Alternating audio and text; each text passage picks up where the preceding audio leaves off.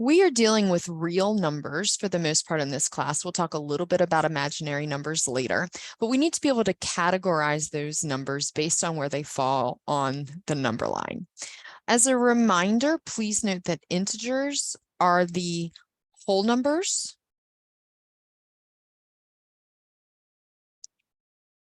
which are 0, 1, 2, 3, and so on, and their opposites or their additive inverses. So for example, the additive inverse of 3 is -3. When I combine those two, I get 0. And a rational number is simply a number that can be written as a fraction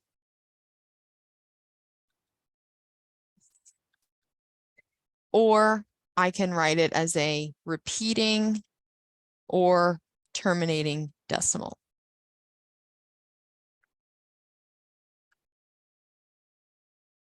Once we have these types of numbers, we can also recognize what's called an irrational number. And in that case, it's the opposite of a rational number. It can't be written as a fraction. Or you can think of it as the decimal does not repeat or end.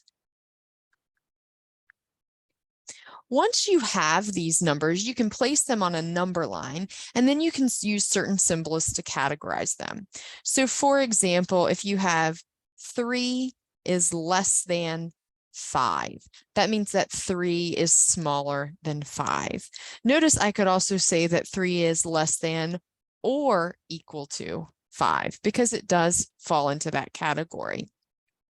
A symbol such as this, I could say 3 does not equal 5 would be a true statement, or I could say 5 is greater than or equal to 3. When you're looking at the comparison of these numbers, it's also important to be able to recognize something called the absolute value.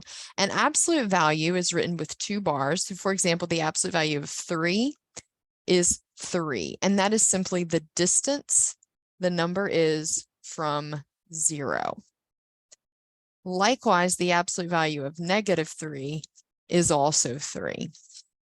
And we call those two opposites the additive inverse of each other.